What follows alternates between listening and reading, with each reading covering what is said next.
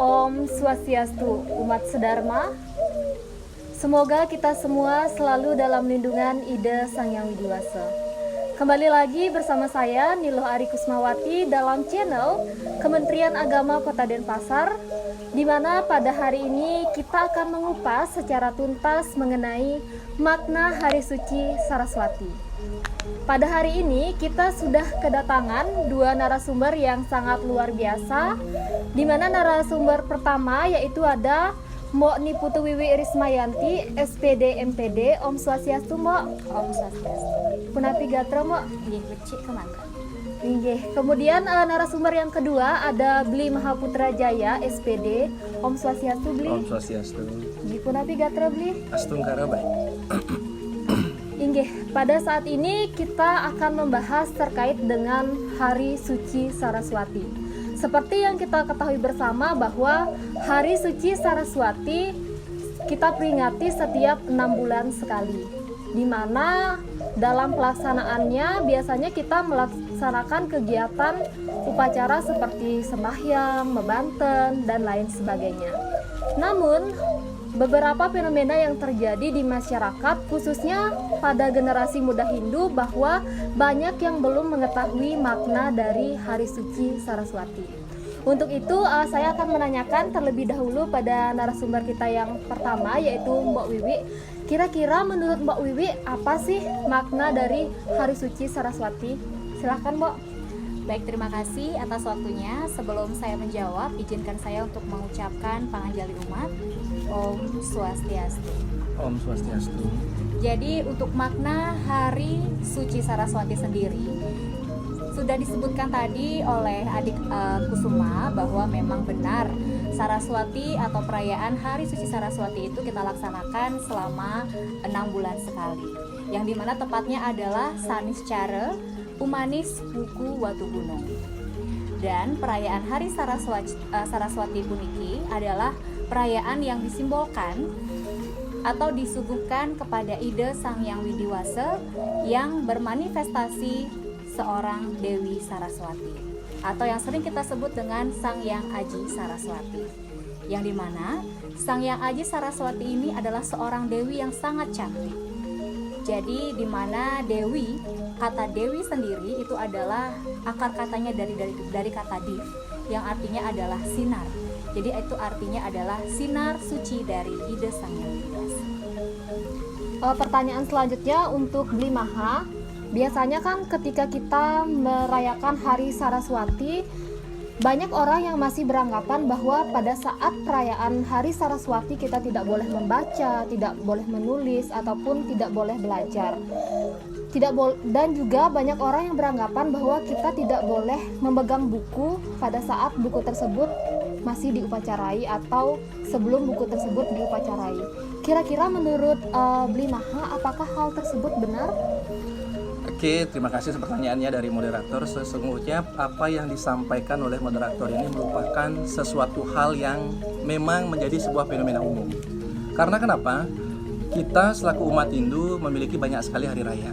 Dan salah satunya yang dimana hari raya kita itu yang berkaitan dengan pengetahuan dikenal dengan Hari Raya Saraswati. Kalau kita menyangkut pada pertanyaan apakah boleh tidak, atau kalau kita mengatakan salah dan benar, kalau menurut saya pribadi yang paling tepat adalah ada beberapa kekeliruan di sini. Karena kenapa? Kalau kita berusaha menyalahkan, kita tidak boleh menyalahkan seseorang karena itu yang dia yakini.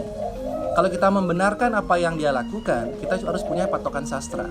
Karena dalam ajaran agama kita punya 3 sumber pengetahuan, yaitu sastratah, gurutah, dan swatah. Nah, kalau kita berbicara tentang boleh dan tidaknya, kita gunakan pemikiran secara rasional terlebih dahulu sebelum kita masuk pada ranah agama. Yang pertama, kalau kita dalam hidup, terutama ketika istilahnya berbicara Saraswati, pasti berbicara tentang pendidikan. Ketika kita sedang mengalami pendidikan, mendapatkan pembelajaran di lingkungan keluarga, satu hal sederhana, orang tua sering mengatakan, jangan bicara ketika makan.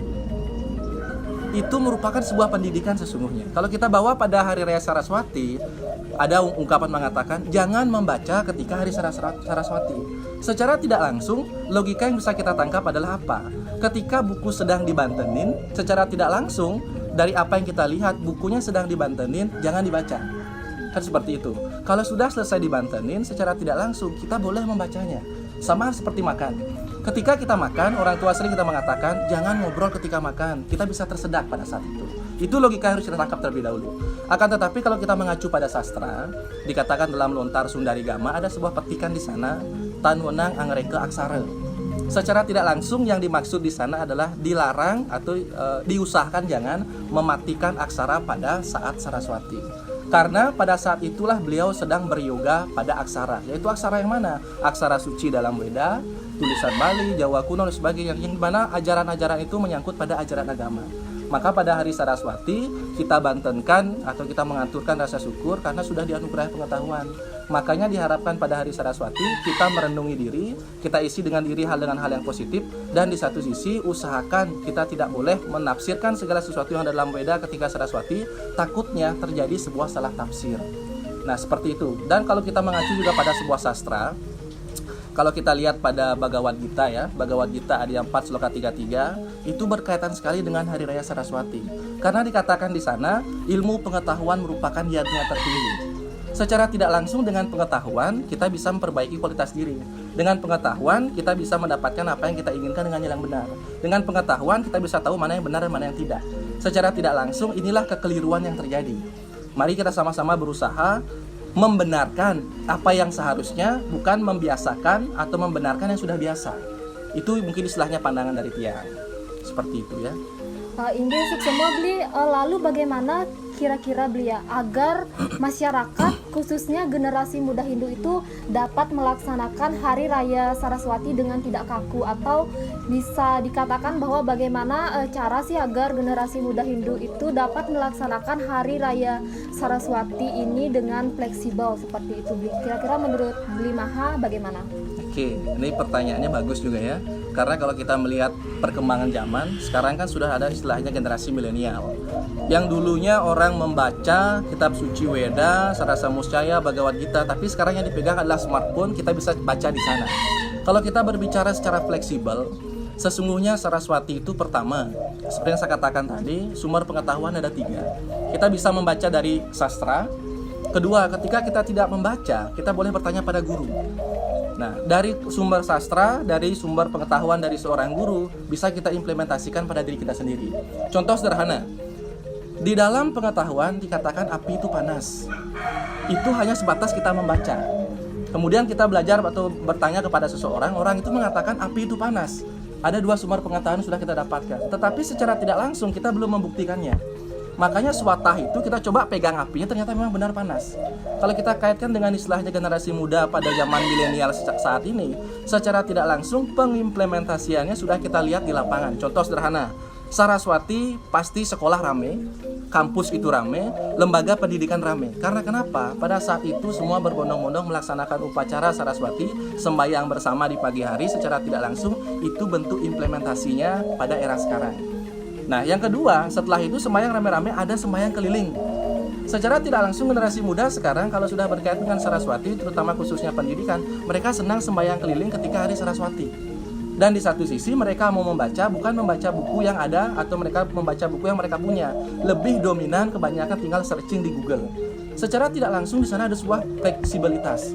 Akan tetapi dari segi tatuannya jangan sampai dikurangi.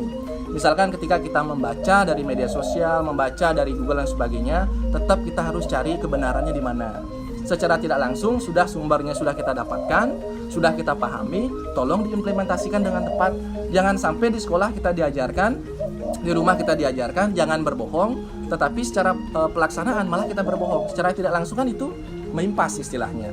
Antara desain dan solernya, antara teori dan prakteknya nyambung. Maka secara tidak langsung hal simpelnya itu apa? Mulai dari diri sendiri.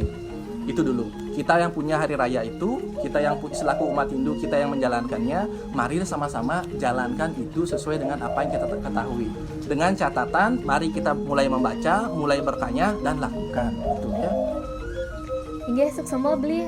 Untuk selanjutnya, seperti yang kita ketahui bahwa Hari Raya Saraswati ini diidentikan dengan ilmu pengetahuan. Kira-kira menurut Mbak Wiwi, seberapa penting sih ilmu pengetahuan itu?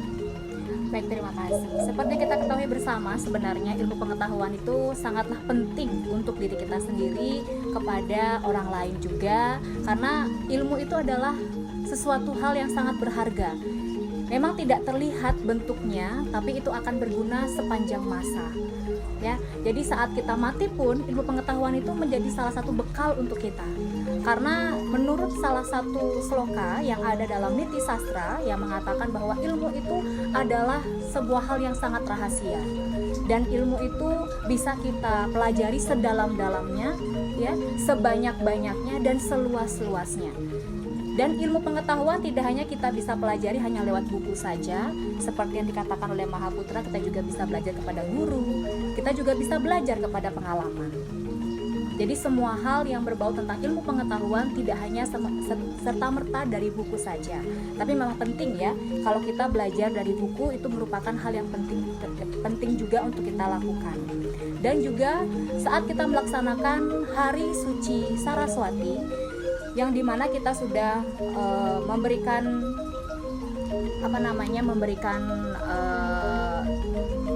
ilmu pengetahuan kepada orang-orang di sekitar kita dengan memberikan sebuah amanah atau lain sebagainya. Dan kita juga melakukan persembahyangan saat hari perayaan Saraswati. Biasanya dilaksanakan dari pagi sampai dengan siang hari. Dan di malam harinya akan ada sebuah wadah atau tempat kita untuk rembuk. Jadi mungkin anak-anak zaman sekarang atau anak-anak milenial ya, itu bisa mencoba untuk rembuk bersama. Ya, mungkin ada hal-hal yang ingin mereka tanyakan terkait dengan ilmu pengetahuan, terkait dengan hari perayaan Saraswati, bisa mereka dapatkan ilmu itu dari sebuah rembuk sastra yang biasanya diadakan setelah perayaan hari Saraswati di pagi sampai siang hari, dan biasanya dilaksanakan pada malam hari. Inggih, suksema Mbak. Lalu pertanyaan selanjutnya saya berikan kepada Bli Maha. Pertanyaannya adalah seperti yang kita ketahui juga bahwa Hari Raya Saraswati ini diidentikan dengan turunnya ilmu pengetahuan. Di sini banyak sekali generasi muda Hindu yang mungkin bertanya, bagaimana sih cara Sang Hyang Aji Saraswati menganugerahkan ilmu pengetahuan kepada kita? Kira-kira menurut Bli Maha bagaimana? Oke. Kalau kita berbicara tentang bagaimana caranya, kan sudah pasti kita berbicara tentang prosesnya. Kalau kita mengatakan bagaimana sih caranya minum air, ya kita ambil gelas, tuangkan air ke sana, kita minum. Kalau kita sekarang berbicara bagaimana caranya istilahnya Sang Hyang Aji Saraswati atau Dewi Saraswati menganugerahkan atau menurunkan pengetahuan kepada kita kembali lagi melihat dulu. Pertama, kita selaku umat Hindu memiliki 5 dasar keyakinan. Yang pertama, percaya dengan adanya Tuhan. Tuhan di sini kalau dalam agama Hindu kita kenal juga namanya Trimurti, Brahma, Wisnu, Siwa. Yang dimana kalau kita kaitkan dengan Hari Saraswati, Dewi Saraswati merupakan sakti dari Dewa Brahma itu sendiri. Nah, kalau kita berbicara bagaimana sih caranya, kok setiap Saraswati sangat merasakan apakah benar yang saya dapat pengetahuan atau tidak. Sesungguhnya kalau pada saat Hari Saraswati itu merupakan momennya, yang dimana kita yakini pada hari itulah ilmu pengetahuan diturunkan. Kalau kita analogikan sekarang agar mudah kita tangkap seperti pada kehidupan sehari-hari, kita semua ini punya tanggal lahir, kita punya ini sama-sama punya hari lahir, dan identiknya dalam kehidupan kita ini setiap tahun hari lahir dan tanggal lahir kita sebut dengan hari ulang tahun. Apakah sebatas pada saat hari ulang tahun saja kita harus ingat kelahiran kita? Tidak. Setiap kita hidup, selama kita menjalani hidup, kita ingat, oh saya lahir 10 tahun yang lalu, saya lahir 80 tahun yang lalu, saya lahir 50 tahun yang lalu. Kita mengingat semua itu secara tidak langsung, ada momen di mana kita memperingati. Akan tetapi di balik momen kita memperingati, kita selalu ingat beliau, ternyata saya lahir di sini, tempat saya di sini, apa yang saya dapatkan di sini. Secara tidak langsung, bagaimana prosesnya itu kita dengan belajar. Makanya kalau kita kaitkan lagi dalam kehidupannya, bagaimana kita mendapatkan proses pengetahuan, semua ada proses dan perantaranya. Makanya ada namanya sekolah, ada namanya pendidikan formal dan non formal. Orang tua kita memberikan kita pendidikan di rumah. Secara tidak langsung pengetahuan yang kita dapatkan bagian dari beliau. Kita sekolah di pendidikan jenjang TK, SD, SMP, bahkan perguruan tinggi, kita mendapatkan pengetahuan dari seorang guru, itu juga bagian dari beliau. Karena secara tidak langsung segala bentuk pengetahuan suci yang kita dapatkan itu merupakan anugerah dari beliau. Makanya di hari Saraswati kita memohon istilahnya dalam artian di sana kita memberikan rasa terima kasih atas pengetahuan yang sudah kita dapatkan di sana. Dan ada sebuah kisah yang mungkin istilahnya sudah tidak asing lagi dalam ajaran agama Hindu, yang dimana ini kisah tentang seorang raksasa yang taat melaksanakan tapa. Sebut namanya adalah Kumbakarna. Yang dimana pada saat itu Kumbakarna melaksanakan sebuah tapa yang memang sangat taat. Akhirnya Dewa Brahma harus memberikan sebuah anugerah kepada beliau. Mau tidak mau, Dewa Brahma harus memberikan anugerah ini. Akan tetapi banyak dewa melarangnya. Karena sifat Kumbakarna sudah diketahui pasti akan membuat angkara murka atau membuat permasalahan. Akhirnya bagaimana caranya? Akhirnya Dewa Brahma memberikan tugas pada Dewi Saraswati untuk bersemayam di lidahnya Kumbakarna. Makanya yang dimana dia harus mengucapkan ingin bahagia atau mendapatkan kekuasaan atau bahkan mendapatkan kebahagiaan selamanya. Akhirnya dibelokkan, akhirnya mengatakan tidur selamanya atau tidur dalam waktu yang lama. Secara tidak langsung apa yang bisa kita tangkap dari hal ini? Pengetahuan itu bisa masuk ke dalam pikiran kita. Dari pikiran kita, pengetahuan itu bersemayam di sana dan bisa memberikan pengaruh pada wacana kita. Ketika sudah memberikan pengaruh pada wacana kita, akan memberikan pengaruh pada tindakan kita. Maka secara tidak langsung pikiran, perkataan, perbuatan akan berubah ketika pengetahuan itu ada dalam diri kita. Makanya ada sebuah slogan mengatakan long life education. Selama hidup kita ini terus belajar. Makanya Saraswati bukan hanya untuk seorang pelajar saja, tapi semuanya. Mau dia sebagai petani, pengusaha dan sebagainya. Karena kita hidup ini terus belajar. Hari ini akan menjadi hari esok akan menjadi sebuah masa depan. Kita harus terus belajar sampai kita benar menemukan apa? Hakikat hidup sebenarnya. Makanya secara tidak langsung itulah yang harus kita pahami semuanya selaku umat Hindu. Tiang pun ada di sini juga tidak akan berhenti belajar. Karena kenapa? Pengetahuan itu terus berkembang, masih banyak yang harus kita cari, apalagi pengetahuan terkait agama seperti itu. Inggih matur suksema untuk Beli Maha dan juga Mbak Wiwi sudah berkenan kami undang dalam kegiatan pada hari ini. Semoga bisa bermanfaat bagi masyarakat, khususnya generasi muda Hindu. Dan apabila ada kesalahan kata ataupun kekurangan dalam kegiatan pada hari ini, kami mohon maaf. Akhir kata kami akan tutup dengan mengucapkan puja Paramasanti. Om Santi Santi Santi Om.